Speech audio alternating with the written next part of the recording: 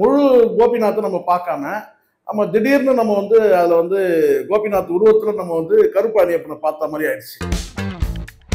நாய் வேணுமா வேணாமான்றது வந்து பார்த்தீங்கன்னா ரொம்ப சென்சிட்டிவான கண்டென்ட்டை வந்து இவங்க ரொம்ப கேஷுவலாக டீல் பண்ணிட்டாங்களோன்னு நான் நினைக்கிறேன். சுப்ரீம் கோர்ட்டு ஒரு ஜட்ஜ்மெண்ட் கொடுத்து அந்த ஜட்ஜ்மெண்ட்டை வந்து விட்ரா பண்ணிக்கக்கூடிய ஒரு சூழல் எதனால் வந்ததுன்றதை பார்க்கணும். நானா கேட்கிறேன், சுப்ரீம் கோர்ட் இந்த முடிவு எடுக்கிறதுக்கு ஒரு காரணம் இருக்குன்னு சொல்றீங்க இல்லையா? அது என்ன காரணமாக நீங்க பார்க்குறது? ஒரு 20,000 பேர் ஆண்டுக்கு வந்து நாய்க்கடியால வந்து இறந்து போறாங்க. ஒரு நாய்க்கு 6,000 ரூபாய் வந்து அரசே செலவு பண்ணுதுன்னு சொல்றாங்க. சார் நீங்க கண்டனம் பண்றதெல்லாம் பிரச்சனை கிடையாது சார். நீங்க வந்து நீங்க கண்டெம் பண்றீங்க, அதெல்லாம் பிரச்சனை கிடையாது. அது படவா கோபி டிராமா ஆர்டிஸ்டா இருக்கலாம், இல்ல சினிமா ஆர்டிஸ்டா கூட இருந்துட்டு போட்டோம், நமக்கு அதை பத்தி ஒன்றும் இல்லை. இந்த நடிகை இவங்கெல்லாம் சொல்றீங்களே யாரெல்லாம், அவங்களெல்லாம் அவங்க கேட்டா இப்போ ஒரு அம்மா சொல்றாங்க அழுது இப்படின்னு சிலதான் வந்து நடிச்செல்லாம் காமிச்சாங்க இல்லையா? அதெல்லாம் எந்த நாயும் வந்து பாத்தீங்கன்னா ஏன் இந்த டிபேட் எல்லாம் போய் உட்காந்து கேட்டா நம்மள பேச விட மாட்டான். அவன் ஒரு அஜெண்டால இருப்பான் சேனலு. இது நம்ம போனா நியாயமா பேசுவோம், சோட்டி அடிப்போம் 360 டிகிரியில. அவனா செய்யணும் கேட்டா டிஎன்கேக்கு எதிராக பேசினா அதை பேசாத நம்மளை கட் பண்ணி செய்யணும் கேட்டா நீங்க சொல்லுங்க அப்படின்னு கேட்பான். நியாயமா நேர்மையா நடந்ததுன்னு நீங்க லைவ் ப்ரோக்ராம் நடத்துங்க சார். வீட்டுல நாய் வளர்த்தாங்கன்னா அது வரி கூட போடலாம். அந்த வரி வந்து பாத்தீங்கன்னா தெருநாய்களுக்கு பயன்படுத்தலாம்.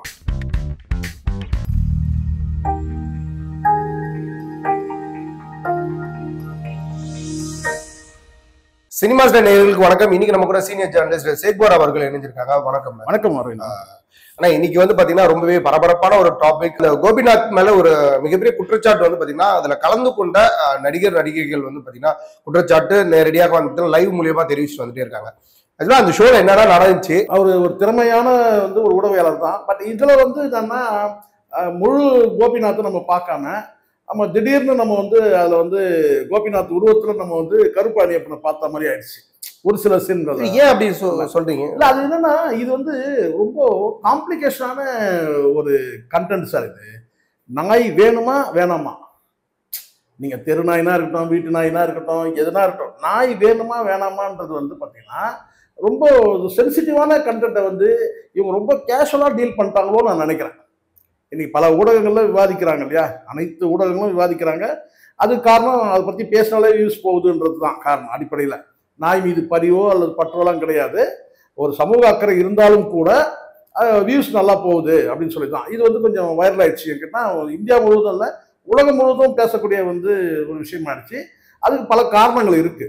அது முக்கிய காரணம் கேட்டால் நாய் என்பது முதல்ல கேள்வி என்னன்னா இந்த விஷயத்தை ரொம்ப கேஷுவலாக ஹேண்டில் பண்ணாமல் கொஞ்சம் சென்சிட்டிவாக பண்ணியிருக்கோம். ஏன்னா சுப்ரீம் கோர்ட்டு ஒரு ஜட்ஜ்மெண்ட் கொடுத்து அந்த ஜட்ஜ்மெண்ட்டை வந்து விட்ரா பண்ணிக்கக்கூடிய ஒரு சூழல் எதனால் வந்ததுன்றதை பார்க்கணும்.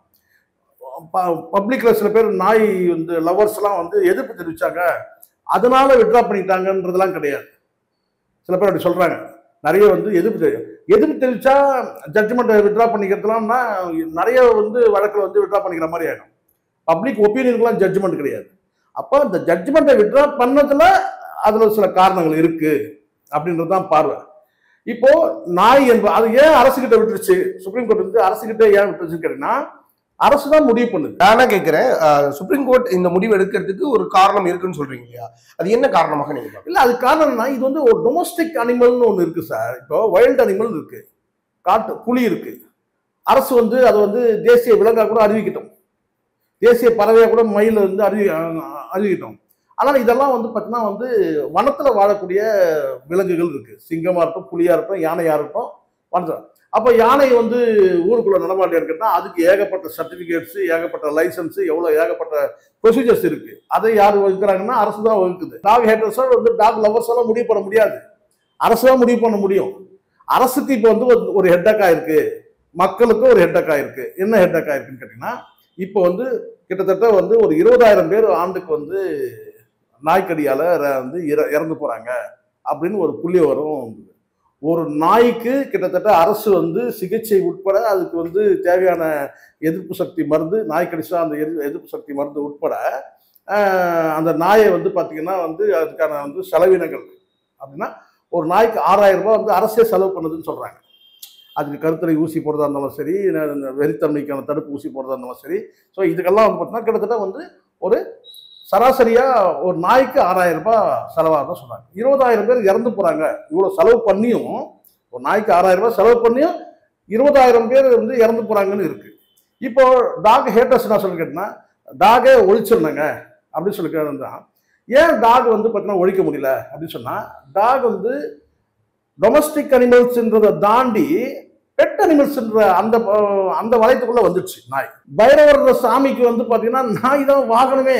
நாய்க்கு மோப்ப சக்தி இருக்கு. அதனால தான் வந்து முதல்ல பிரான்ஸ்லயே ஜெர்மன்லயே இது ஒரு கண்ட்ரில தான் முதல்ல வந்து நாயை வந்து குற்றப்புலனாய்வுக்கு பயன்படுத்துறாங்க. ஃபர்ஸ்ட் அவங்க தான் பண்றாங்க. அதுக்கு பிறகுதான் எல்லாரும் வந்து கேட்டா அந்த டாக் ஸ்குவாடே ஒன்று இருக்கும் தெரியும் நினைக்கிறேன். அப்போ மோப்ப சக்தி வருது. அப்போ நாய் வந்து எப்படி இருந்தாலும் மனிதர்களுக்கு வந்து அது வந்து நீங்க திருநாய்கள் வந்து இருக்கிறதுனால திருட்டு குற்றம் குறைஞ்சிச்சுன்னா உண்மைதான். ஒரு ஒரு பயம் இருக்குல்ல, ஒரு அச்சம் இருக்கு, ஒரு நெருடல் இருக்கு. திருட வரணும் கூட வந்து அப்பா அந்த வீட்டில் 4 நாய் இருக்குப்பா, அந்த வீட்டுக்குள்ள போகவே முடியாது, ஏன்னா அந்த வீட்டில் வந்து நாய் வச்சிருக்காங்க, அந்த அப்பார்ட்மெண்ட்டை விட அவங்க வீட்டில் நாய் வச்சிருக்காங்க, ஒரு பயம்.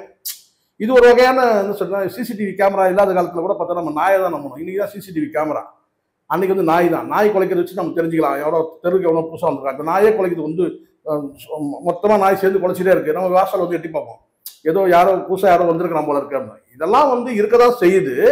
சில மைனஸும் வந்து பார்த்தீங்கன்னா வந்து இருக்கதான் செய்யுது. சில நேரங்களில் கிடைக்குது, வயசானவங்க போக முடியல. இந்த நிகழ்ச்சிக்கு நான் வந்துடுறேன். இப்போ இந்த நிகழ்ச்சியில் நான் பார்த்த வரைக்கும் என்னன்னு கேட்டிங்கன்னா, நெறியாளர் வந்து ஒரு கட்டத்துக்கு மேலே நெறியாளர் வந்து இவங்க மேலே ஒரு பரிதாப பார்வையும் அவங்க மேலே வந்து ஒரு ஏளன பார்வையும் போன வந்து பார்த்த மாதிரி எனக்கு தெரியுது. இவங்க மேலே ஒரு பரிதாப பார்வை இருக்கு. குழந்தைய இறந்துட்டாங்க, வந்து வந்து பிள்ளைய கடிச்சிட்டான், தலையை கடிச்சிட்டான்னு சொல்லி சொல்றாரு. இதெல்லாம் ஒரு பக்கம் இருந்தாலும் இந்த சைட்ல வந்து பாத்தீங்கன்னா வந்து ஒரு ஏளன பார்வை இருக்கிற மாதிரி தெரியுது.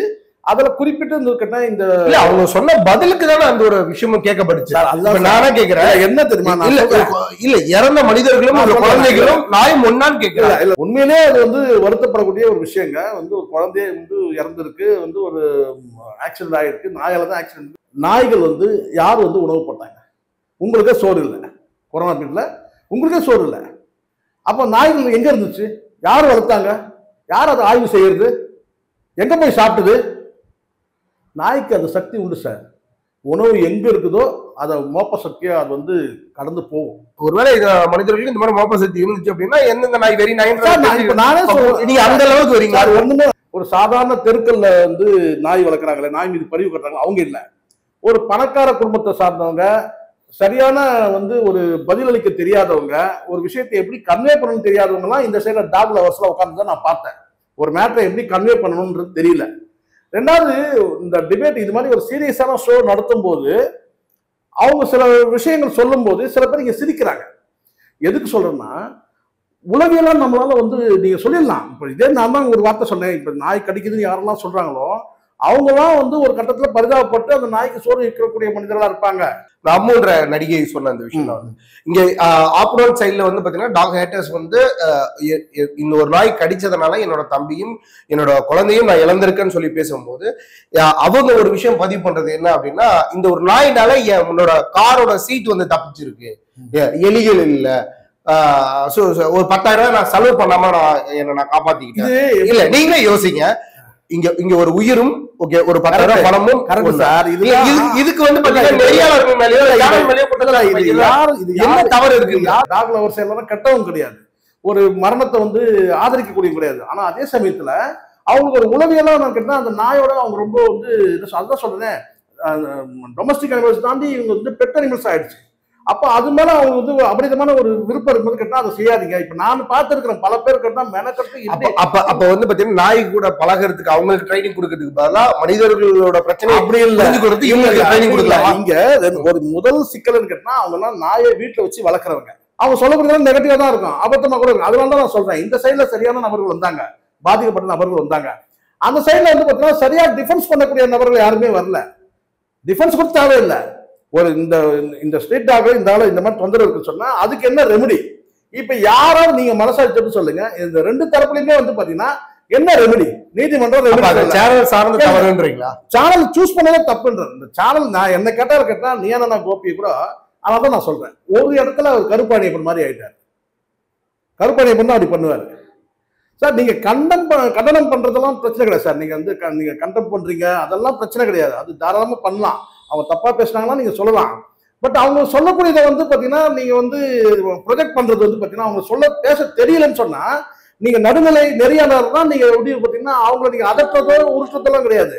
அவங்க என்ன சொல்ல வராங்கன்றத பார்க்கணும். படவா கோபி பேசுனதாக இருக்கட்டும் இல்ல அம்மு ஆக்ட்ரஸ் பேசுனதாக இருக்கட்டும், இவங்க பேசுனது சரின்றீங்களா நான் கேக்குறேன். ஆன் தி ஸ்பாட்ல ஒண்ணு நல்லா கேளுங்க. இன்டர்வியூ பண்றவங்களுக்கு ஒரு விஷயம் தெரியும். அவங்களுக்கு தெரியாதா? இல்ல டிபேட் ஷோ போனோம்னா என்ன நடக்கும்ன்றது அவங்க பாருங்க, படவா கோபி டிராமா ஆர்டிஸ்டா இருக்கலாம், இல்ல சினிமா ஆர்டிஸ்டா கூட இருந்துட்டு போட்டோம், நமக்கு அதை பத்தி ஒண்ணும் இல்லை. இந்த நடிகை இவங்கெல்லாம் சொல்றீங்களே யாரெல்லாம், அவங்களெல்லாம் அவங்க கேட்டா இந்த ஊடக இந்த மாதிரியான ஒரு டிபேட்ல எப்படி பதில் கொடுக்கணும்ன்றது தெரியலன்றதை நான் பார்த்தேன். அது வந்து சில நேரங்களில் வந்து அவங்களுக்கு நெகட்டிவ் ஆயிடுச்சு. நான் பார்த்தேன், உண்மையாக நான் சொல்றேன். நான் ரொம்ப ஆய்வு செஞ்சு ஒரு முறைக்கு 10 முறை பார்த்தேன். நான் அவங்களுக்கு இந்த இடத்துல பதில் எப்படி கொடுக்கணும்னு தெரியல. படவா கோபி கூட இப்போ வந்து நான் சிலர் கேட்டாரு, அவர் வந்து நான் சொன்னது தவறா புரிஞ்சிட்டீங்க, நான் மன்னிப்பு கேட்டதான் சொல்றாரு. அந்த டைம்ல வந்து அவருக்கு வந்து இதுக்கு வந்து ரிப்ளை எப்படி கொடுக்கணும்னு தெரியாம தான் கொடுத்ததே தவிர அவங்களெல்லாம் டாக் ஏட்டர்ஸ் எல்லாம் வந்து என்ன சொல்றாங்கன்னா அவங்கள வந்து குறைச்சி மதிப்பிடணும், அவங்கள வந்து நெகட்டிவா சொல்லணும்னு கிடையாது. நாய் வந்து ஒரு கட்டத்துக்கு மேலே இவங்களால கண்ட்ரோல் பண்ண முடியல, பர்த் கண்ட்ரோல்லையும் உங்களால இவங்க பண்ண முடியல, அது ஃபெயிலியர் ஆகுது, ஏதோ ஒன்று ஆகுது. அதுக்கு பின்னாடி நிறைய இருக்கு சார், அதெல்லாம் பேசணும்னு நிறைய. நீங்க ஏதோ சொல்றீங்க நாயை வச்சு வர்த்தகம் மட்டுமே இல்லை, ஊழல் கூட இருக்கு நாயை வச்சு. நாய் வந்து ஒரு நாளும் வந்து உங்க வீட்டு வாசல்ல வந்துட்டு அழுது, இப்போ ஒரு அம்மா சொல்றாங்க அழுது அப்படின்னு சில வந்து நடிச்செல்லாம் காமிச்சாங்க இல்லையா, அதெல்லாம் எந்த நாயும் வந்து பாத்தீங்கன்னா வீட்டுக்கிட்ட வந்து குரல் கொடுத்து 3 வேளையை சாப்பாடு போது அந்த டைமுக்கு வந்து குரல் கொடுக்கறது கிடையாது. இந்த மாதிரி குரல் கொடுத்தா இதுக்கான சிம்டம்ஸ், இந்த மாதிரி குரல் கொடுத்தா அதுக்கான சிம்டம்ஸ், இதெல்லாம் ஓவர் டாக் லவர்ஸ் தான் சொல்லலாம். இதெல்லாம் ஓவர் ஆக்ட் பண்ணி தான் மாட்டிட்டாங்க. எந்த நாய் சார் வீட்டு வாசல்ல வந்து குரல் கொடுத்து மதியம் வந்து சோறு போடுங்க, நைட்டு சோறு போடுங்க, சோறு போடலாம் எந்த நாய் கத்துது சொல்லுங்க பார்க்கலாம்? கிடையாது. அது இல்லைன்னா கூட அது போட்டு சோகமா போய் படுத்துக்கணுமே தவிர எந்த நாயும் வந்து பார்த்தீங்கன்னா வந்து கேட்கறதெல்லாம் கிடையாது. அதுவும் இப்போ வந்து கழிவுகள் வந்து பார்த்தீங்கன்னா இந்த நான் சொல்ல கழிவுகள் கேட்டால் இந்த சிக்கன் கழிவு, இந்த கறிக்கடை கழிவுகள் வந்து பார்த்தீங்கன்னா ஒரு குறிப்பிட்ட இடத்துல போய் கொட்டுறாங்க. அது உங்களுக்கு தெரியும், நுகர் சக்தி இருக்கு, எங்க உணவு இருக்குதோ அது வந்து பார்த்தீங்கன்னா அங்கே தேடி அது போயிட்டே இருக்கும், அங்கே போய் சாப்பிடும். 8.5 மணி நேரம் நீங்க ஷூட் எடுத்துட்டு நீங்க வந்து ட்ரிம்மிங் பண்ணீங்களோ 2 சைடுமே வந்து சொல்ல விஷயங்கள் வந்து 2 சைடுமே, நான் சொல்றது 2 சைடுமே, இந்த சைடும் சரி அந்த சைடு 2 சைடுமே வந்து பார்த்தீங்கன்னா சொல்லக்கூடிய கருத்து முழுசா வந்திருக்காது. இதெல்லாம் நிறைய நடக்கும் சார். அதனால இந்த கருமத்துக்கெல்லாம் நான் போறது கிடையாது. இது நான் சொல்றேன் பாருங்க. ஏன் இந்த டிபேட் எல்லாம் போய் உட்காந்து கேட்டா நம்மள பேச விட மாட்டான், அவன் ஒரு அஜெண்டால இருப்பான் சேனலு. இது நம்ம போனா நியாயமா பேசுவோம், சோட்டி அடிப்போம் 360 டிகிரில. அவன் என்ன செய்யணும் கேட்டா டிஎம்கேக்கு எதிராக பேசினா அதை பேசாத நம்மளை கட் பண்ணி செய்யணும் கேட்டா நீங்க சொல்லுங்க அப்படின்னு கேட்பான். நம்ம சொல்லி முடிச்சிருக்க மாட்டோம், நீங்க கொஞ்சம் வெயிட் பண்ணுங்க சொல்லிட்டு நமக்கு நேரத்தை. இப்ப நம்ம வந்து அவன் என்ன மைண்ட் செட்ல இருக்கிறானோ, அவன் ஏடிஎம்கே ஃபேவரோட டிஎம்கே ஃபேவரா இருந்தான்னா அந்த டிபேட்ல என்ன செய்வானா நம்மளை வந்து நம்மளோட மைண்ட் செட் என்னன்னு பார்த்துப்பான். அப்ப நம்மள கம்மியா பேச விடுவான். அங்க செஞ்சு இப்போ டிஎம்கே நடக்குது வச்சுக்க, இப்போ டிஎம்கே செந்தில் வரும் நானும் போயிருக்கிறோம் வச்சுக்கலாம், நான் இப்போ டிஎம்கே எதிராக பேச போறேன், இல்லை நான் நியாயமா பேச போறேன், இல்லை ஏடிஎம்கே வந்து பார்த்தீங்கன்னா ஆதரவா பேச போறேன்னு இருந்துன்னு வச்சுக்கோங்க, யாரோ நானே யாரோ இருந்தாங்கன்னு வச்சுக்கலாம். அப்ப என்ன சொல்லு கேட்டீங்கன்னா அவங்க வந்து பார்த்தா மைண்ட் செட் வந்து கேட்டா டிஎம்கே சார்பா வந்து கேட்டா இவர் அதிக நேரம் பேச விடுவாங்க. நியாயமா நேர்மையா நடந்ததுக்கான நீங்க லைவ் ப்ரோக்ராம் நடத்துங்க சார், லைவ் நடத்துங்க. நீங்க 8.5 மணி நேரம் வந்து ஒரு டிபேட் எடுத்துட்டு நீங்க 3/4 மணி நேரம் போனீங்கன்னா இப்ப எவ்வளவு ட்ரெண்டிங் ஆயிருப்பாங்க. அதான முக்கியமானது. இப்போ நீங்க சொல்ல வர்றது கேட்டா நிறைய நாய் வந்துச்சுங்க, ரேபிஸ் இருக்கு, அது கண்ட்ரோல் பண்ண முடியல, தடுக்க முடியல, இந்த மாதிரி சொல்லும்போது பாத்தீங்கன்னா இது வந்து கவனிக்கிறது. இது அரசு தான் வந்து முடிவெடுத்துன்னு கேட்டா நாயோட எண்ணிக்கையை வந்து குறைக்கலாம். அப்போ அதுக்கு வந்து உரிய முறையை சிகிச்சை விடலாம். இந்த நாய் பேர்ல வந்து கொள்ளடிக்கிற வந்து எந்த அமைச்சர் வந்து நாய் பேர்ல வந்து கொள்ளடிக்கிறாரோ அந்த அமைச்சரை வந்து பார்த்தீங்கன்னா நீக்கிட்டு உண்மையிலே வந்து நாய்களை கட்டுப்படுத்தணுன்ற நினைக்கிற வந்து அமைச்சரை போட்டு நாய்களை வந்து கட்டுப்படுத்தலாம். அழிக்கக்கூடாது, ஒழிக்கக்கூடாது, உயிரெடுக்கக்கூடாது. அதே சமயத்துல இந்த வீடுகளில் நாய் வளர்க்குறாங்களே அவங்கள முறைப்படுத்தணும். முதல்ல இவங்க வந்து ப்ராப்பரா அதுக்கு இப்போ வீட்டுல அதுதான் வந்து கவர்மெண்ட் சைடுல லைசன்ஸ் வரலன்றாங்க. அதுதான் சார் நான் சொல்றேன், அதை தான் நானும் சொல்றேன். நீங்க லைசன்ஸ் கூட கொடுங்க, முறையா அதுக்கு வந்து பாத்தீங்கன்னா அந்த நாய்களுக்கு எல்லாம் வந்து ப்ராப்பர் ட்ரீட்மெண்ட் அவங்க எடுக்கிறாங்களா இல்ல அந்த நாயை எதுக்காக சில பேர் அச்சுறுத்த டாக்டர்ஸ் ஒரு விசிட் பண்ண சொல்றீங்க. பண்ணணும் சார். வீட்டுல நாய் வளர்க்குறாங்கன்னா அவங்க டோக்கன் கொடுத்து முறையா வந்து பண்ணாங்களா அது ஒரு டாக்ஸ் கூட நீங்க போடலாம், தப்பே கிடையாது. வீட்டுல நாய் வளர்த்தாங்கன்னா அது வரி கூட போடலாம். அந்த வரி வந்து பாத்தீங்கன்னா தெரு நாய்களுக்கு பயன்படுத்தலாம். நல்லா புரிஞ்சுங்க நான் சொல்றத. வீட்டில் வளர்க்குற நாய்களுக்கு நீங்க லைசன்ஸ் கொடுங்க, அதை வந்து முறையா வந்து அவங்க வளர்க்குறாங்கன்னு சொல்லி கண்காணிங்க. அதுக்கான ப்ராப்பர் மருந்து மாத்திரை கூட அரசு கொடுக்கலாம், எல்லாம் பண்ணலாம். சரிங்களா? வந்து ஒரு பகுதியில் வந்து பார்த்தீங்கன்னா வந்து அரசே கூட வந்து பார்த்தீங்கன்னா வந்து இந்த வெட்டனரி ஹாஸ்பிட்டலை உருவாக்கி அதுக்கு முன்னாடிலாம் இருந்துச்சு, இப்போ அது வந்து பார்த்தீங்கன்னா வந்து சரியா செயல்படலை. ஸோ இப்படி வந்து ஒரு ஆக்கப்பூர்வமாக சிந்திக்கணும். அதே மாதிரி கழிவுகள் வந்து பார்த்தீங்கன்னா வந்து எப்படி வந்து புதைக்கப்படுதா இல்ல கொட்டப்படுதான்னு பார்க்கணும். வீட்டுல நாய் வளர்த்தாங்கன்னா அது வரி கூட போடலாம். அந்த வரி வந்து பாத்தீங்கன்னா தெருநாய்களுக்கு பயன்படுத்தலாம். வந்து இறைச்சியை நீங்க சாப்பிட வைல்ட் அனிமல் வெறித்தன்மை வரும். வெறித்தன்மை அது மூலமா அதுக்கு வைரஸ் பாதிக்கப்படலாம், வெறித்தன்மை வரலாம். அப்போ அந்த கழிவுகளை கொட்டக்கூடிய வந்து எங்க கொட்டுறாங்க, பூமியில புதைச்சி முறையாத கழிவுகளை டிஸ்போஸ் பண்றாங்களான்றதான் ரொம்ப ரொம்ப பார்க்கணும்.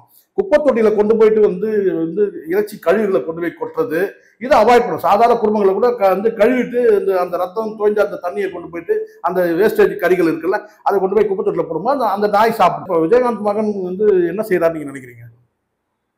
விஜயகாந்த் சேல் பண்றாங்கன்றீங்களா? அதான் பண்றாரு. அதுக்கு பின்னாடி ஒரு வர்த்தகம் இருக்கு சார். நாய் வந்து பாத்தீங்கன்னா இந்த அட்சிடாக வந்து ஒரு சில வீட்டுல வந்து பாத்தீங்கன்னா விஜயகாந்த் மகன் பிரபாகரன் சொல்றீங்களா? விஜயகாந்த் அது ஒரு ஆபீஸ் மாதிரி. இப்ப அவங்க நாய் வச்சுதானே அவங்களுக்கு வந்து சாப்பாடு அதை வித்து தானே காசு வைக்கணும்.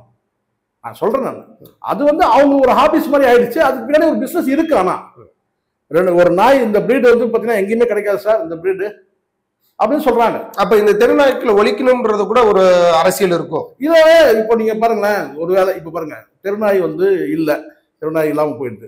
ரெண்டு சிக்கல் கண்டிப்பா ஏற்படும். ஒண்ணு திருட்டு குற்றங்கள் அதிகமாகும். இப்போ ஒரு லாக்அப் டெத் நடந்துச்சுல்ல, அது வந்து பாத்தீங்கன்னா அதை பத்தி விவாதம் பல மீடியாக்கள் அதுக்கான விவாதம் மீடியா நான் சொல்றேன் டிபேட் சொல்றேன். நான் இந்த மாதிரி 2 குரூப் வச்சு பேச சொல்லி பார்க்கலாம். ஒரு டிபேட் நடத்தும் போது ஒன்னு லைவ் ப்ரோக்ராம் நடத்தி ஃபுல்லா போடுங்க முடிஞ்சா. அப்படி போட முடியலன்னு சொன்னா சரியான நபர்களை வர வைங்க. எப்படி நீங்க இன்டர்வியூ எல்லாம் பண்ணி தான் சார் நீங்க வர வைக்க. ஒரு திடீர்னு போன் பண்ணி கூப்பிட்டு 10 பேரை வர வைக்கல. அதுக்கு எவ்வளவு வேலை இருக்கு தெரியுங்களா? அதுக்கு பின்னாடி எவ்வளவு ஸ்கிரீனுக்கு பின்னாடி எவ்வளவு வேலை நடக்குது தெரியுங்களா? இன்டர்வியூ எல்லாம் பண்ணி கூப்பிட்டு வச்சு பேசி அதுக்கப்புறம் தான் நீங்க செலக்ட் பண்ணி தான் நீங்க ஒரு ப்ரோக்ராம ஃபிக்ஸ் பண்றீங்க. சரியான நபர்களை நீங்க கூப்பிட்டு வந்தீங்கன்னா சரியான நபர்கள் இருப்பாங்க. நீங்க வந்து நெறியாளர் தான் நடக்கணும் சார். நீங்க பேலன்சிங் பண்ணணும். அப்ப நீங்க உங்க மனசுக்குள்ள வந்து ஒரு ஜட்ஜ்மெண்ட் வந்துடுறீங்க. சரிங்களா? இதுதான் அப்படின்னு சொல்லி ஜட்ஜ்மெண்ட் வந்துடுறீங்க.